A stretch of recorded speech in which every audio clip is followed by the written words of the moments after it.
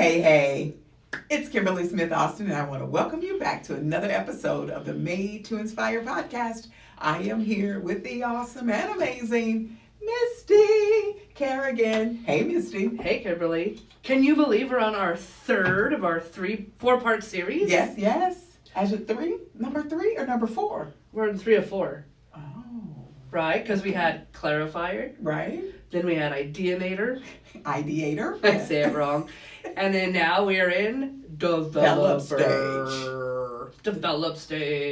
All right. And so without us, our shenanigans and all the fun, let's talk business, right? Let's get it. So we just wrapped up, really, and I hope you've done the assignment. Remember, the first one was to make sure you took time to clarify, identify the problem. Did you find the problem, my friends? Did you identify it? Did you delve in and really come to that? And then next was ideation. Did you spend some time really just coming up with ideas, idea after idea after idea? I hope you did. We hope you did.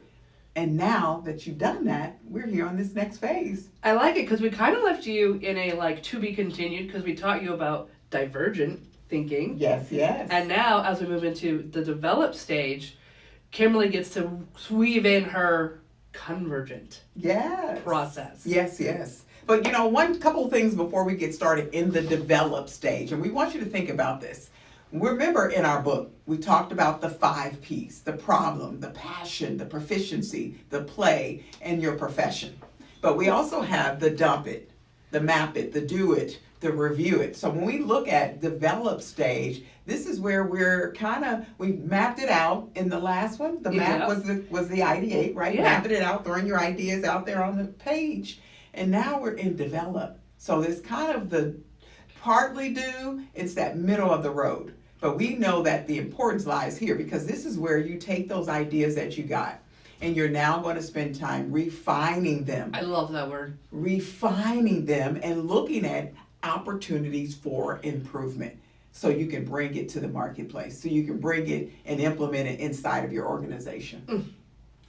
I think sometimes in the development process, it feels overwhelming. Yeah. Because you want to get it right. This is the process where you're like, okay, we've clarified, we've got our ideas, now we're starting to narrow them down. And I think this stage actually has the most pressure. Yeah, it does. It could be more overwhelming than the other stages because you don't want to screw it up. Right. But this is where your money is. This is where the magic is, right? So that's where that's where the pressure comes in because this is where the magic is. This is where all of the strategic planning process comes in place. You're taking the first 2 steps and bringing life to your vision here in that developed stage. So it's super, super important. And here's what we want you to realize.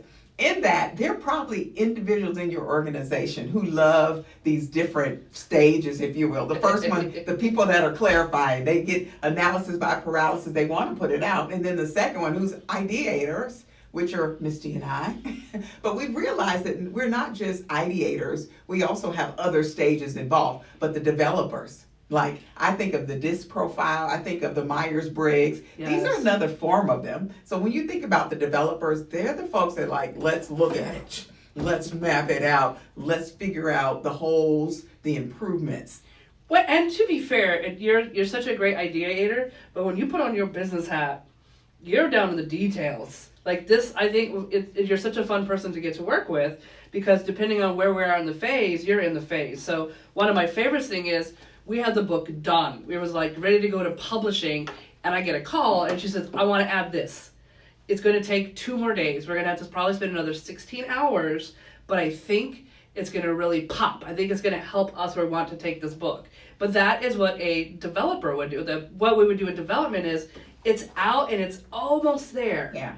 But let's not be like, you know what, screw it, let's just send it. Developer really is that, no, I'm being very persistent that it's needed because it's going to make the product better. And sometimes those developers, that's hard. It is. Because you're almost feel like you're disappointing people. Yeah, and it's painful because sometimes mine doesn't come out until the 8th hour, to the 25th hour, and everything's ready to go. And she's like, what? And I said, yes, we're going to pull back and we're going to go and add these other pieces because, and even in the end, you go, damn. I did. It shifted the book to the next level. Yeah. It truly did. Thank you. And so, but the funny part is when you expect that it's going to go off and you get the phone call that it's delayed, that's like, ugh. But when you trust the process, Yes. when you trust the process, and the question I think we really asked ourselves is this going to enhance the product? Yes. And it really, and for both of us, the answer, mine was like, oh, yes. And hers was like, I know. And so we went back and we refined. Yeah, it's crazy, but it works. It did. It drives you crazy. All the time. But it works. And I can't say it works all the time, but a lot of times. And I love it because when you think about this, when you diverge, you generate many, many ideas. So going back to divergent thinking is followed by convergent thinking, which is where you assess, you judge for the goal of strengthening that idea, again, to bring it to the marketplace. Now, both divergent and convergent thinking, they operate in the same space, but there's a time and place for all of them. Remember, that phase before ideation, you're not judging. Here, we're going to judge. We're going to assess. We're going to see if it makes sense. And that's what happened with the book, Misty. Well, I want to give another real life example because how many of you are authors? Like, raise your hand. So here's with authors, especially if you self-publish. If you do it through Amazon, they're going to take an Amazon cut. They just are. If you self-publish and you get copies, you're going to have to put more work into it because you now are the distributor. That's right. So when we were taking that step back and looking at it is, what's more valuable in this, and when we were in the convergent thinking, is it time or money? And so we really laid stuff out on the board and we decided to do both. Yeah. And I'll tell you what was really important to me. It was time and money, but more importantly was value. Did we bring more to the table? I always want to over-deliver. Love that. And so when we look at that, we said, okay, this is going to provide our readers more. And we've received countless testimonials and feedback where people have taken this process and transformed their thinking, transformed what they were doing, and actually took their product and service to the marketplace. That is our heart's desire. So we won. And you can find our book on Amazon and at millionsofpossibilities.com. Yes, Millions of Possibilities book.com. Yes. So this is all about the evaluation phase. This is all about the improvement stage. This is all about collaborating with your creative team to come to solution. So let's talk about convergent thinking and what it is all about. So number one, you want to use affirmative judgment. And what that means is focusing on the positives of the idea rather than the negative. So once you've identified that idea, now let's go to the drawing board and say what works well, what looks good, how can we implement this? You're focusing on the positive. Negatives will be what they will be, but we want to focus on how this is going to really help us excel and show up in the marketplace or in the organization. That's what is the bottom line there. I think you just nailed it. You went into step 2 without knowing it, because when you approach it from a what's gonna work and why, and not a why that's so dumb and it's not gonna work, is it helps people keep their pride. It helps people keep their humanity almost in it, because some people are married to their ideas, and if you shoot that down, it's like you shoot them down. But if you do that approach in a way you were talking about, it keeps creativity alive, where people, we're fine, we can give you 80 ideas, you don't take 70 of them, we're like, whatever, there's more, but some person might have one idea, and if you don't take it, then they're going to devalue themselves. So in the process of convergent thinking, you don't have to devalue people. What you can do is uplift ideas instead of shoot ideas down. I love that. I always tell people to take from what I give them what they paid for. And if it's a free session or it's a brainstorming, they didn't pay anything. So don't take it personal. In other words, don't take it personal. This is a process of refinement. This is a process of improvement so that we can get the best solution out there in the marketplace. So with that, I want to say be persistent with this process. Sometimes we give up because we lose hope. And you said it, you take the dignity from the person, they become very closed in. They're no longer engaged in the creative process of divergent or convergent thinking. We've lost them.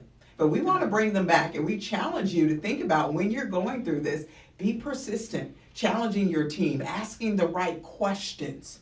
This is when that query comes into play. That's so important. And then check your objectives. I like that. It's measured twice, cut once. The measure is, what are your objectives? And are we Are we reaching those quite yet, or do we need to put it back to the process to refine it a little more to really excel in objectives? And I think you said it best. You said it, how do I over-deliver? Yes. Which makes that part, it makes it a little bit more fun. Yes. Because you really want your customers to get more. Yeah. And this is a really, I say challenging, but it could be just as fun as the previous process. Because I know I love, slashing things out and say, nope, that doesn't work. Nope, that doesn't work. Even though if we've come up with the idea, we've got to divorce the idea and recognize the solution is for the greater good of the organization. And this can be fun to say, you know what, this doesn't work. I understand. I get it. Now let's move on. Another thing we look at sometimes is it's a great idea, wrong time.